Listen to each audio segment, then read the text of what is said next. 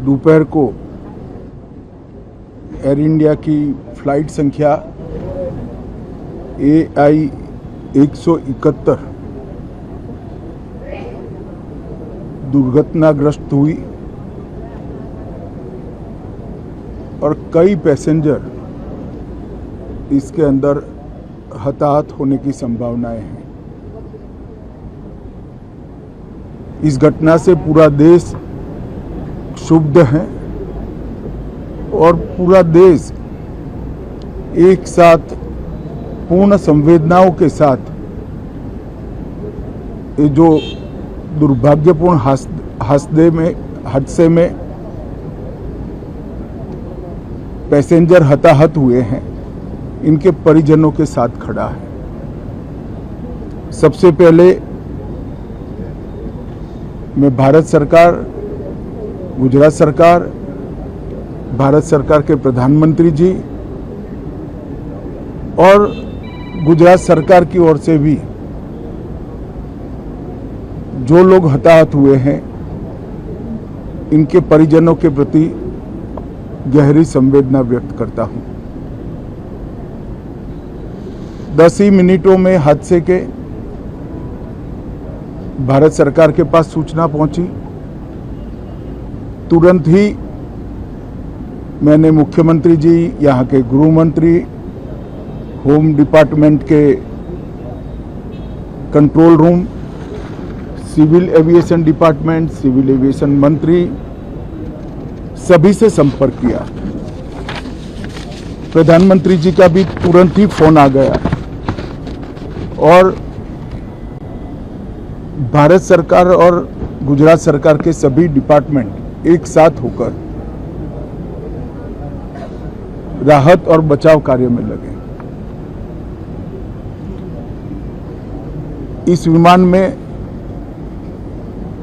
कुल मिलाकर 230 यात्री देश के और विदेश के और 12 क्रू मेंबर सवार थे। इसमें से एक यात्री का बचने का अच्छा समाचार मिला है, मैं उनको मिलकर आया हूं। मृत्यु का आंकड़ा तो DNA परीक्षण और यात्रियों की पहचान के बाद ही अथॉरिटी अधिकृत रूप से घोषित करेगी, मगर जो यात्री बचा है उसको मैं मिलकर आया हूं। घटना के तुरंत बाद गुजरात सरकार ने बहुत त्वरा से डिजास्टर मैनेजमेंट की सारी इकाइयों को अलर्ट करते हुए, चाहे हेल्थ डिपार्टमेंट हो, चाहे फायर ब्रिगेड हो, चाहे पुलिस विभाग हो, भारत सरकार की भी CAPF को संपर्क कर सभी ने एक साथ मिलकर राहत और बचाव का कार्य चालू किया। मगर 1.25 लाख लीटर ईंधन विमान के अंदर ही था और लगभग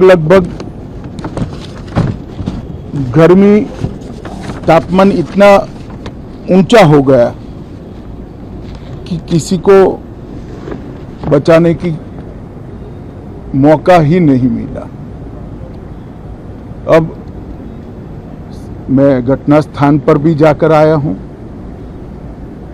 सारे यात्रियों के मृतदेह को बाहर निकालने का काम लगभग समाप्त हो चुका है। जितने यात्रियों के परिजन यहां पहुंच चुके हैं, वो सबका DNA लेने की कार्यवाही भी 2-3 घंटों में समाप्त हो जाएगी। विदेश में जिनके परिजन हैं, उनको सूचना देने की कार्यवाही समाप्त हो चुकी है और जैसे ही पहुंचते हैं उनके भी DNA सैंपल लिए जाएंगे और मृतदेहों की पहचान के लिए जितने मृतदेह मिले हैं, इनके भी DNA सैंपल लेने की कार्यवाही समाप्त हो चुकी है। गुजरात में ही लगभग 1000 के आसपास DNA टेस्ट करने पड़ेंगे। ये सभी टेस्ट करने की क्षमता गुजरात में विकसित है तो डीएनए टेस्टिंग के लिए कहीं गुजरात के बाहर जाने की ज़रूरत नहीं पड़ेगी। गुजरात की एफएसएल और नेशनल फॉरेंसिक साइंस यूनिवर्सिटी दोनों मिलकर कम से कम समय में डीएनए का परीक्षण पूरा करने के बाद परिवारजनों को अपना मृतदेह परिजन का मृतदेह सौंपने का काम करेंगे। उनके रहने की सुविधा, उनकी सांत्वना की सुविधा, जिनको मेडिकल प्रॉब्लम ट्रॉमा के कारण हुए, इनकी मेडिकल की सुविधा, ये सारी व्यवस्था बहुत सुचारू रूप से हो चुकी है। अभी रिव्यू मीटिंग में सारी व्यवस्थाओं को हम सब मंत्रियों ने साथ में मिलकर देखा है।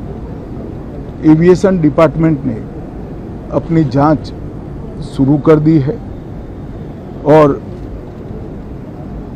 जांच तेजी से आगे बढ़े, इसके लिए भी एविएशन मंत्री जी ने सूचनाएं दी है।